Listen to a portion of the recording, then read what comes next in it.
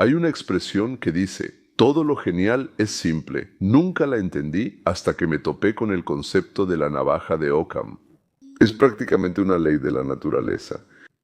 La solución correcta siempre es la que es más simple. Y ahora les voy a mostrar cómo evitar que nuestro problema más grave de América permita que el pantano vuelva al poder. Cómo evitar que nuestros hijos sean convertidos en zombies. Cómo esto tiene una solución simple, en realidad conocida desde hace mucho tiempo, pero que nunca se ha aplicado. Y en los próximos 20 minutos, creo, les daré una respuesta precisa y concreta sobre qué es esto, dónde está, y se sorprenderán tanto. En realidad todo es sencillo. No dije fácil, dije simple, y eso, damas y caballeros, son cosas diferentes. El pantano va a resistirse con todas sus fuerzas, tienen mucha fuerza, pero empecemos por el principio. Motivación. ¿Alguna vez te has preguntado por qué? El dueño de un pequeño negocio, digamos una tienda de abarrotes, un restaurante, una florería, se levanta a las 5 de la mañana, corre al mercado mayorista, compra lo necesario, regresa, barre, acomoda, prepara, luego atiende, compra, después de cerrar se encarga de los papeles, resuelve problemas y todo el tiempo está pensando en su negocio. Porque es su historia, su fuente de vida, y nadie más que él lo hará tanto y tan bien. ¿Y por qué el vendedor de esa misma tienda llega 10 minutos antes de su turno, piensa en cualquier cosa en el trabajo y se va 10 minutos después de que termina? Pensar en eso, en la tienda, en el jardín de niños, en la institución, en la perrera, en el laboratorio, donde sea que trabaje, hasta se olvida de pensar en eso. ¿Por qué él o ella? ¿Por qué? ¿Por qué? Entonces, salvo rarísimas excepciones, no se esforzarán en beneficio del negocio. Y el dueño se levantará en la noche, recordando que no puso la mantequilla en el refrigerador y estará pensando dónde, cómo y en qué ganar un poco más de dinero. En realidad, todo es sencillo. El vendedor es laboratorista, el vigilante es ingeniero en la fábrica, el maestro, el conductor de tranvía. No están interesados en absoluto en el resultado final. Los logros, por supuesto, son el resultado de lo que hacen. Esto se llama que no están motivados. No están motivados para producir más, mejor, más barato y gastar menos, pero al mismo tiempo no dejar de lado las áreas del negocio que son importantes para el cliente. Y tal vez no les dé igual, pero no harán mucho esfuerzo para lograr ese objetivo. Para eso no lo harán, no lo harán. Y todo porque lo propio, queramos o no, está más cerca que lo ajeno. Es más, lo nuestro es cercano e importante para nosotros, y lo ajeno o no importa en absoluto o casi no importa. Y esto, si no tomamos en cuenta algo tan simple y comprensible para todos, bueno, excepto para los idealistas que viven en una utopía. Por supuesto, la verdad no nos permite lograr un mayor éxito en la construcción de un presente feliz. Ya construí el futuro, ahora ya quiero ocuparme de un presente feliz. Entonces veremos cómo, con la ayuda de una llave universal, así es, una llave universal, pero que no se llama llave, sino motivación. O sea, reducir, digamos, la delincuencia, aumentar la rentabilidad de los negocios, triplicar o cuadruplicar los resultados de lo que llamamos educación. Ojalá 3 ejemplos sean suficientes. Ganar más dinero, menos crímenes y una educación mucho más efectiva. Y vamos a empezar con las ganancias, con los negocios, su propio negocio. Vivimos en una sociedad semicapitalista y semisocialista. Las empresas tienen un dueño, él contrata empleados, encuentra qué vender y organiza dónde, cómo, a qué precio y a quién ofrecer el producto o servicio. La mayoría de los empleados reciben un salario y se les paga no por el resultado, sino por las horas trabajadas. El empleado duerme y el trabajo sigue, pero si el dueño duerme, el negocio se arruina.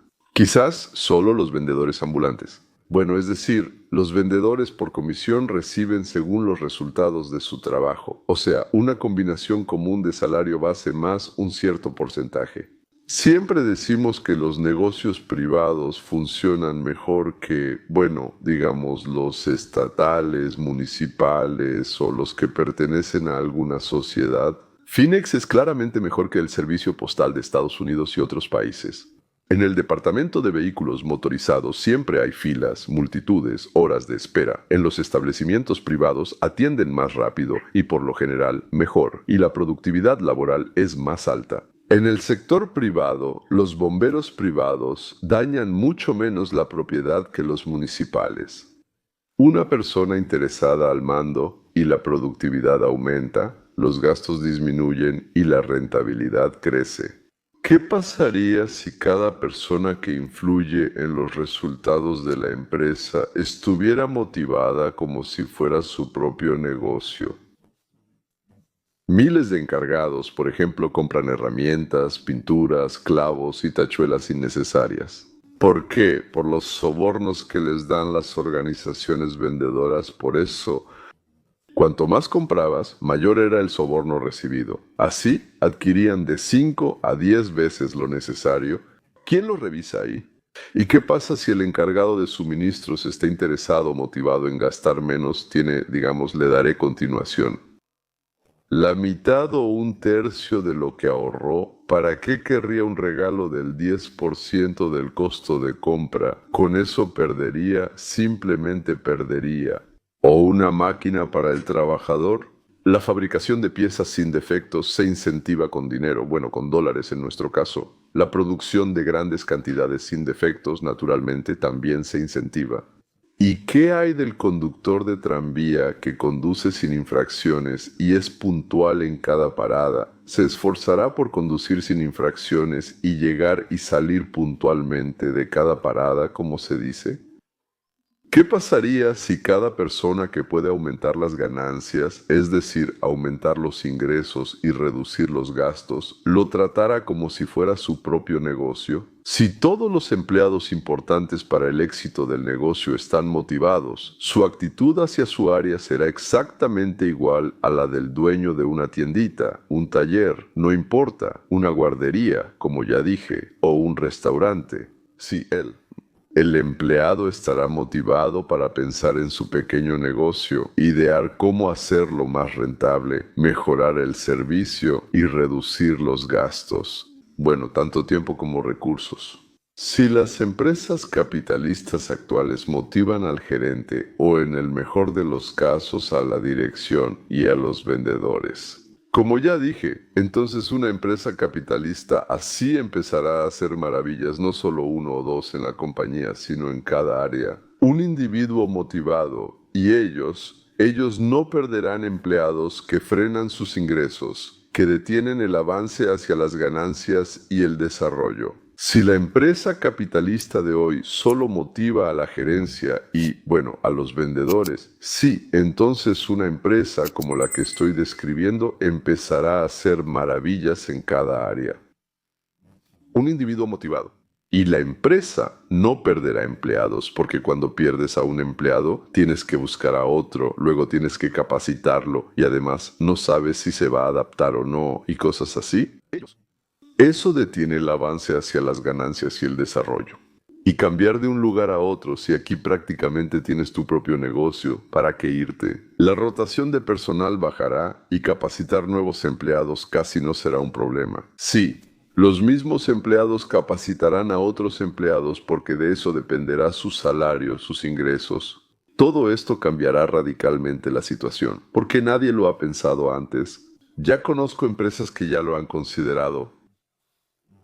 Pero, ¿por qué durante siglos arrojaban a las chicas por la borda de los barcos para apaciguar a un tal Poseidón? ¿O para qué durante varios miles de años bailaban alrededor de la fogata para vencer a los vecinos o para que la casa fuera buena? ¿O para qué? 2 ejércitos, antes de la batalla, se arrodillaban y rezaban al mismo Dios, que les había dicho antes, no matarás. Rezaban para poder matar mejor, a ese mismo Dios que dijo, no matarás. ¿No notan algo raro? La iglesia predicaba, no robarás, pero robaba el diezmo de todos. O sea, primero inventó que El robo es agradable a Dios, o sea, permitido, y luego metía en cárceles de deudas a los que no daban. Pensando que no robarás es en serio. No robes, ¿por qué me robas? Pero aún así, pum, con una tabla en la cabeza y directo a la cárcel de deudas.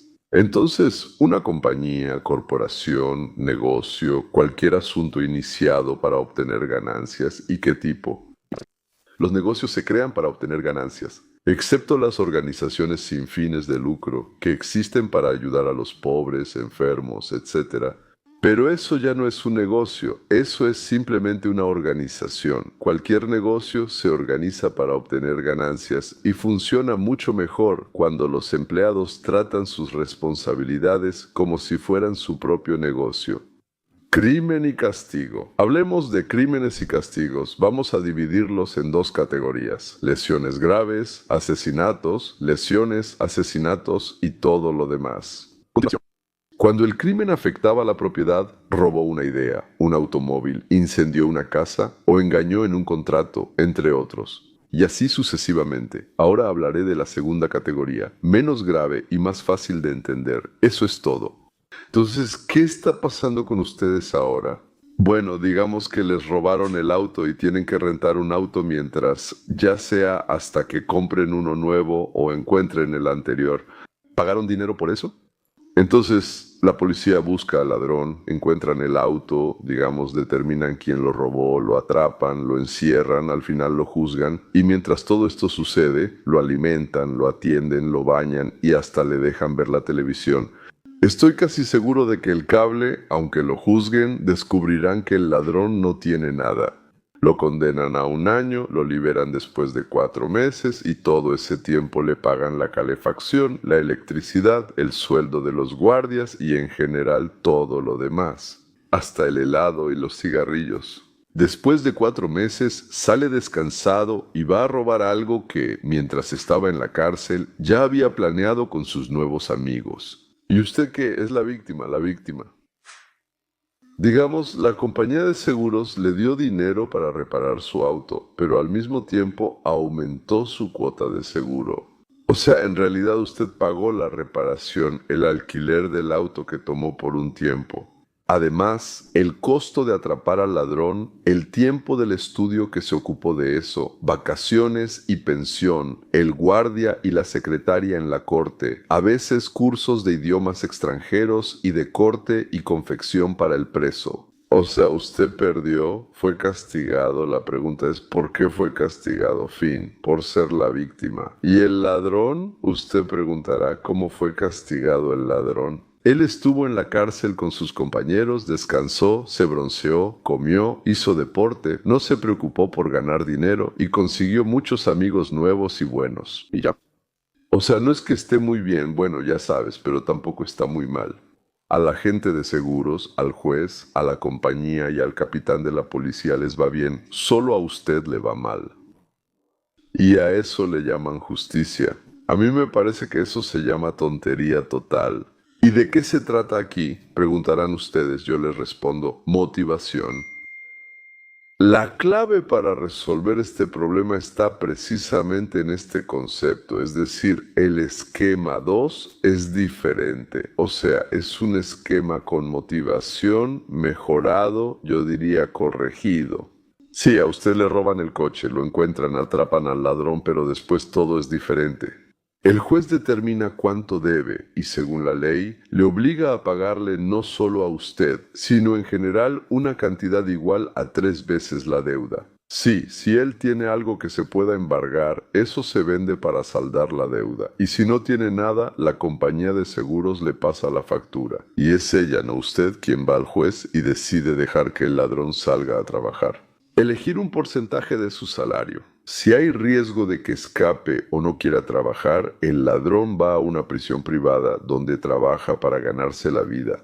Parte de su salario se destina a pagar el costo de su alojamiento, comida, luz, medicina, y la parte restante se usa para cubrir la deuda en el triple de la cantidad. Ustedes no esperan nada, su seguro les paga todas sus pérdidas, todos sus gastos, más una compensación por el tiempo y el esfuerzo. Digamos, robó un auto y la reparación costó, bueno, digamos $10,000. y lo demás también otros $10,000, en total $20,000. Entre los tres reunieron $60,000, que el ladrón debe pagar y ustedes reciben su compensación al instante. El tribunal recibe sus gastos y la aseguradora le cobra con intereses. Si el ladrón tarda 2 años en devolver el dinero, estará 2 años en la cárcel. Si tarda 20, estará 20 años. Todo es justo y moral. Lo robaron a usted, gracias. Los contribuyentes pagaron el daño a su propiedad, pagaron a la policía, al tribunal, a la prisión, la detención previa, la comida, la medicina, el transporte. A los contribuyentes también se les devolvió ese dinero, incluso con algún tipo de bonificación adicional por haber dado el dinero al principio. El seguro recupera su dinero con intereses, naturalmente, y entonces el que sufre no es usted, sino el ladrón, no usted en este caso, sino el ladrón. Y además, mientras más daño cause, más tiempo y más sufre él. Y en mi opinión eso es absolutamente justo. Y por último, y me parece que lo más importante es la educación. Probablemente 2 de cada 100 tienen curiosidad intelectual. Esos son los que realmente aprenderán algo. Otros 2 tienen suerte, y ya sea la familia, el azar o un maestro talentoso, los empujará hacia la educación. De cada 100 personas curiosas intelectualmente, solo 2 son honestas intelectualmente y ellas impulsan el desarrollo y el progreso. Sin embargo, la curiosidad intelectual puede desarrollarse. ¿Y ya adivinaron con qué se puede lograr esto? Con la ayuda de la motivación. ¿Cómo funciona la motivación en el aprendizaje, en la educación? Si en el trabajo con clientes solo hay que motivar al vendedor o a la persona que presta el servicio, en la educación hay que motivar a ambas partes, tanto a la parte que transmite como a la que recibe. Ambas partes deben tener el deseo ardiente de una transmisión exitosa de la educación al estudiante. Hay que entender el sentido y la importancia del aprendizaje, ver la conexión con algo que, digamos, él soñaría tener: confianza en sí mismo, involucramiento, recompensas por alcanzar el conocimiento. Y también, digamos, debe tener la oportunidad de elegir por sí mismo qué y cómo va a aprender. Porque hay muchas formas diferentes, digamos, de adquirir conocimientos o de transmitirlos. Él debe elegir por sí mismo lo que más le guste. Para muchos, la llamada gamificación es un término nuevo, pero simplemente significa convertir el proceso de aprendizaje en un juego. El juego puede convertirse tal vez en el principal atractivo para alguien. Puntos, premios, bonificaciones por logros, juego, competencias, asignación de niveles, evaluación grupal, que es lo más fuerte para el estudiante, y otorgarle un título. Está el líder, explorador y asistente, tal vez organizar competencias entre equipos. Clasificaciones basadas en la mejor mejora de resultados, no en el mejor resultado. O sea, ¿qué tanto avanzaste desde la última vez que medimos? Estas son las primeras cosas que vienen a la mente, pero puede y debe haber más. Además, se debe crear una guía para que cualquier escuela o distrito capacite a los maestros en esto. Pero también es necesario incentivar material y no materialmente a quienes transmiten conocimientos a los maestros, instructores y profesores a través de su experiencia. Donde la calidad de la enseñanza está vinculada al crecimiento de los resultados de los alumnos, se observa un aumento notable en los conocimientos y el rendimiento académico ya a los 2 o 3 años de haber iniciado este experimento. Si se implementa una motivación bidireccional, es decir, tanto para los alumnos como para los maestros, la calidad de la enseñanza y la transmisión de conocimientos mejora literalmente en un semestre. ¿Cómo drenar un pantano? Ahora imaginemos que en 1 o 2 estados de Estados Unidos comenzó un experimento. Tenemos 50 estados cada uno, como decían nuestros padres fundadores. Es un laboratorio, por así decirlo. Los especialistas en la Constitución también dicen que cada estado es un laboratorio. Si algo funciona en uno, los demás lo observan. Y este experimento demuestra que los negocios funcionan de manera mucho más rentable, que casi no hay crímenes y que los egresados de las escuelas ingresan fácilmente a las principales universidades del país. ¿Crees que nadie lo notaría? Si algo así sucediera en Florida o en Arkansas, todas las corporaciones de Estados Unidos y del mundo se irían para allá, todas las escuelas privadas y universidades abrirían sucursales y toda la estructura mundial de lucha contra el crimen estudiaría esa experiencia. Y cuando tienes agua saliendo de la tubería, vas a esperar al aguador y armar un barril para la regadera solo para que salga agua. Sí, no lo harías y tampoco intentarías poner a un cuervo a alcanzar un tren expreso. Definitivamente no lo harías. O, digamos, es una gran idea volver a las palomas en vez de usar Internet. Lo más probable es que no harías eso. Lo más probable es que todos querrán un tren expreso, Internet y una buena educación para sus hijos. ¿Y entonces qué empezará a suceder? El espacio alrededor comenzará a transformarse en todo el país, en todo el mundo. Bueno, me refiero a nuestro mundo, sí, civilizado más o menos, porque nadie querrá quedarse atrás. Y eso es la muerte del Estado profundo, la muerte de la indoctrinación de estudiantes y escolares. Eso es un aumento drástico en el nivel de vida y la aceptación del libre mercado y la libertad como el mejor modelo de vida. Y están motivados y la gente empieza a crear cosas nuevas basándose, bueno, digamos, en lo que ya ha funcionado. Ya les mostraron el camino, no pueden quedarse quietos, les interesa vivir en este mundo y ahí es donde empezaremos a enseñarles sobre el futuro. La honestidad, que por supuesto es más difícil y lleva más tiempo, pero si lo logramos, entonces la humanidad entrará en un nivel completamente nuevo de desarrollo. Por cierto, escriban qué piensan sobre todos estos temas. Así es, damas y caballeros. Si tienen alguna idea de dónde hacer un experimento, hagámoslo. Hasta luego.